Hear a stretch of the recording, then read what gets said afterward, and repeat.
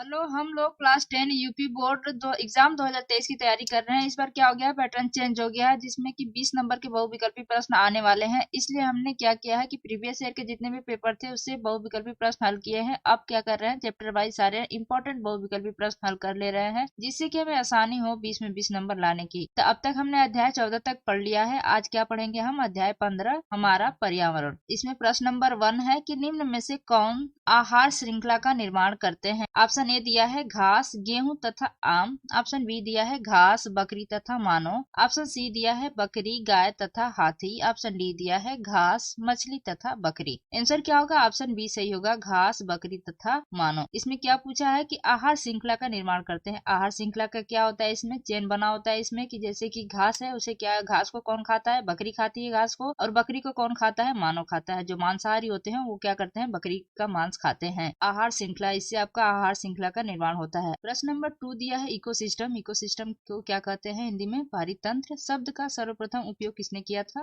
Option A दिया है Darwin, option B दिया है लिंडमैन, ऑप्शन सी दिया है एजी टेंसले, ऑप्शन डी दिया है लेमार्क। आंसर क्या होगा, ऑप्शन सी सही होगा, एजी टेंसले। इकोसिस्टम का शब्द का सर्वप्रथम उपयोग किसने किया था, एजी टेंसले ने किया। प्रश्न नंबर 3, पारितंत्र के दो घटक हैं। ऑप्शन ए पादप एवं जंतु, ऑप्शन बी है घास एवं वृक्ष, ऑप्शन सी है जीवी एवं अजीवी, ऑप्शन डी है इनमें से कोई नहीं। आंसर क्या होगा, ऑप्शन सी सही होगा, जीवी एवं अजीवी। जीवी एवं अजीवी की इंग्लिश में क्या बोलते हैं, बायोटिक एंड एबायोटिक। ये दो घटकों से मिलकर बना होता है, क्या बना होता है, पारिस्थितिक तंत्र। दो घटकों से मिलकर बना होता है कौन, जीवी एवं अजीवी। प्रश्न नंबर 4, 10% का नियम देने वाले वैज्ञानिक है। Option A Odum, option B Lindemann, option C Tansley, option D Haeckel. Tansley ने तो किसका दिया था, इकोसिस्टम का, इसलिए ये तो होंगे नहीं, ये तीनों में से कोई होगा। तो इसलिए आंसर क्या होगा, ऑप्शन बी सही होगा, लिंडमान ने 10% का नियम दिया था। किसने, लिंडमान ने। प्रश्न नंबर 5, यदि किसी टिड्डे को मेढक खाता है तब ऊर्जा रूपांतरण होगा। ऑप्शन ए उत्पादक से अपघटक तक, ऑप्शन बी उत्पादक से प्राथमिक उपभोक्ता तक, ऑप्शन सी प्राथमिक उपभोक्ता से द्वितीयक उपभोक्ता तक, ऑप्शन डी द्वितीयक उपभोक्ता से प्राथमिक उपभोक्ता तक। आंसर क्या होगा, ऑप्शन सी सही होगा, प्राथमिक उपभोक्ता से द्वितीयक उपभोक्ता तक। इसमें दिया क्या है कि यदि किसी टिड्डे को मेढक खाता है, किसको, टिड्डा और मेढक का बता रहा है, तो ऊर्जा का रूपांतरण होता है। तो पहले क्या आता है, उत्पादक में घास ओस आते हैं, तो घास को कौन खाता है, टिड्डा खाता है, और टिड्डा को कौन खाएगा, मेढक खाएगा। तो घास क्या हो गया आपका, उत्पादक हो गया, और टिड्डा क्या हो गया, ये प्राथमिक उपभोक्ता हो गया, और मेढक क्या हो गया, टिड्डा को खाता है, इसलिए ये क्या हो गया, ये द्वितीयक उपभोक्ता हो गया। इसलिए आंसर क्या होगा, ऑप्शन सी सही हो गया, प्राथमिक उपभोक्ता से द्वितीयक उपभोक्ता। प्रश्न नंबर 6, किसी पारितंत्र में होते हैं। ऑप्शन ए सभी सजीव, ऑप्शन बी निर्जीव, ऑप्शन सी सजीव तथा निर्जीव, ऑप्शन डी उत्पादक। आंसर क्या होगा, ऑप्शन सी सही होगा, सजीव तथा निर्जीव दोनों। किसी भी पारितंत्र में क्या होते हैं, सजीव तथा निर्जीव दोनों होते हैं। प्रश्न नंबर 7, उच्च पोषी स्तर का जीव जो निम्न पोषी के स्तर के कई प्रकार के जीवों का भोजन करता है, रचना करता है। जो भोजन करता है उस समय वो रचना कहलाता है, या करता है क्या कहलाएगा। ये ऑप्शन ए दिया है आहार जाल की, ऑप्शन बी दिया है पारितंत्र पिरामिड की, ऑप्शन सी दिया है पारितंत्र की, ऑप्शन डी है आहार श्रृंखला की। आंसर क्या होगा, ऑप्शन ए सही होगा, आहार जाल की। इसमें बता क्या रहा है कि उच्च पोषी जो होते हैं जीव जो निम्न पोषी जीव स्तर के कई प्रकार के जीवों का भोजन करते हैं। जैसे हम कह सकते हैं कि घास को कौन खाता है, टिड्डा भी खाता है, घास को कौन खाता है, बकरी भी खाती है, और घास को कौन खा सकता है। तो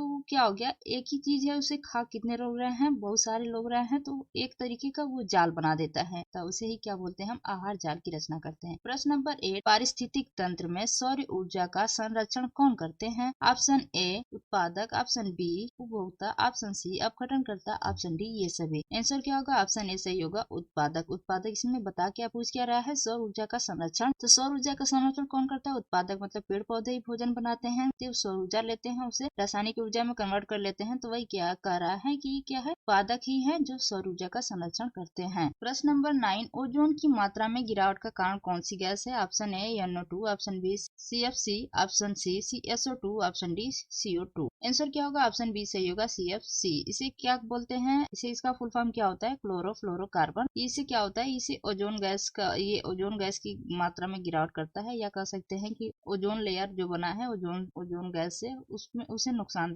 पहुंचाता है। कौन, क्लोरोफ्लोरोकार्बन। ये क्या है, सी से क्लोरो, एफ से फ्लोरो, सी से कार्बन, यस लग गया बहुवचन, ये कार्बन, क्लोरोफ्लोरोकार्बन। तो ये क्या करते हैं, ये आपका रेफ्रिजरेटर जैसे कि ठंडी जो करने वाली चीजें हैं आपका फ्रिज वगैरह से, उसमें उसमें से निकलता है कौन? क्लोरोफ्लोरोकार्बन, जो नुकसान पहुंचाता है ओजोन परत का, जिससे कि हम कह सकते हैं वो ओजोन परत जो वहाँ की परत होती है वो पतली हो रही है या छेद हो रहा है। ये सब इसी का कारण है। प्रश्न नंबर 10, घरों के कचरों में होता है ऑप्शन ए अजैव निम्नीकरणीय प्रदूषक, ऑप्शन बी जैव निम्नीकरणीय प्रदूषक, option C hydrocarbons, option D इनमें से कोई नहीं। आंसर क्या होगा? ऑप्शन बी सही होगा, जैव निम्नीकरण प्रदूषक। घरों के कचरों में क्या होता है? ये जैव निम्नीकरण प्रदूषक होता है, क्योंकि क्या होता है घरों के कचरों का जो अपघटन होता है वो किसके द्वारा होता है? वो जीवाणुओं के द्वारा हो जाता है। किसका? घरों के कचरों का अपघटन जीवाणुओं के द्वारा होता है। हमें पता है अपघटन में कौन होता है? जीवाणु और कवक द्वारा अपघटन हो जाता है। प्रश्न नंबर 11, पारितंत्र में कितने प्रतिशत ऊर्जा एक कोशीय स्तर से दूसरे कोशीय स्तर में प्रवाह करती है? Option A 1%, option B 100%, option C